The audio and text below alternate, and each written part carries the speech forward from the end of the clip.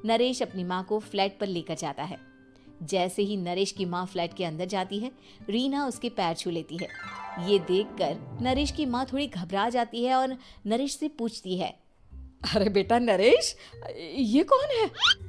माँ ये आपकी बहू रीना है। माफी चाहता हूँ, सब कुछ इतनी जल्दी में हुआ कि आपको बता ही नहीं पाया, इसलिए सोचा कि क्यों ना आपको सरप्राइज दिया जाए।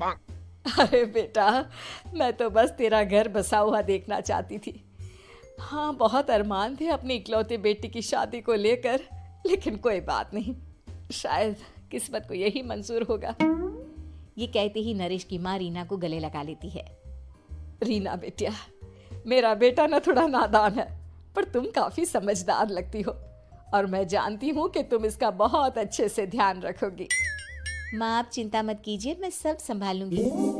नरेश की माँ अपने बहू और बेटे के साथ खुशी खुशी रहने लगती है। दिन बीतने लगते हैं। नरेश की माँ और रीना का रिश्ता बहुत मजबूत होता चला जाता है। वो दोनों सारा दिन एक साथ रहती और खूब बातें करती। इधर साथ रहते रहते नरेश और रीना भी एक दूसरे से प्यार करने लगते हैं। दोनों को इस बात का एहसास हो जाता है, फिर भी वो इस बात को छुपा कर ही रखते हैं। एक दिन नरेश की माँ और रीना शादी के बारे में बात करने लगते हैं। रीना बिटिया, ये तो नरेश ने मुझे बिना बताए शादी कर ली, वरना मैं तो अपनी इकलौती बेटी की शादी इतनी धूमधाम से करती कि सारी दुनिया देखती रह जाती। अच्छा माँ, आप ऐसा भी क्या करती नरेश और मेरी शादी में जो दुनिया देखती रह जाती? अरे बिटिया, एक माँ के अरमान तुम अभी नहीं समझोगी। मैं तो अपनी बहू को एक रानी की तरह लेकर आती और शादी भी बिल्कुल शाही अंदाज में करती, पर मेरे तो सारे अरमान ऐसे ही रह गए। खैर, मुझे तो अपने बेटे और बहू की खुशी चाहिए बस। ये कहते हुए नरेश की माँ की आंखों में आंसू आ जाते हैं।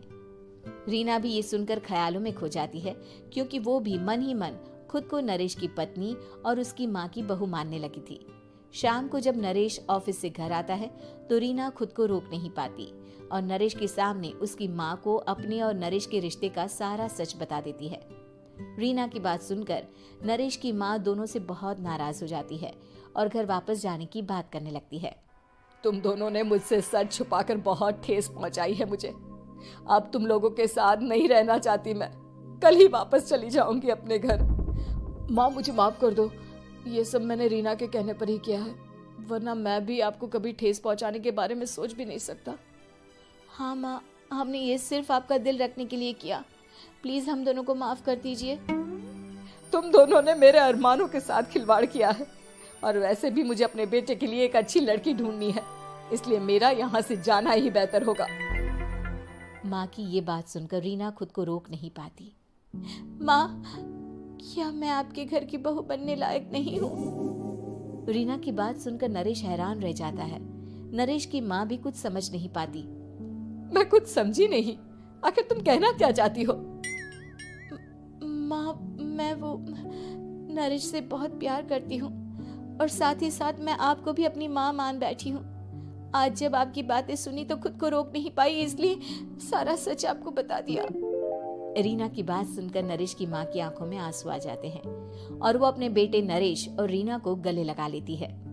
मेरे घर की बहू तो सिर्फ रीना बिटिया ही बनेगी। मैं आज ही तुम दोनों की शादी की तारीख निकलवा दूंगी, बस एक बार तुम्हारे घर वाले मान जाए। उसी दिन रीना के माता पिता भी उनके फ्लैट पर आ जाते हैं। दोनों परिवार आपस में बैठकर बातें करते हैं और शादी के लिए राजी हो जाते हैं। रीना भी कॉन्ट्रैक्ट फाड़ देती है और कहती है, सही मायने में मैं अब बहू बनूंगी, अब तक तो सिर्फ कॉन्ट्रैक्ट वाली बहू थी।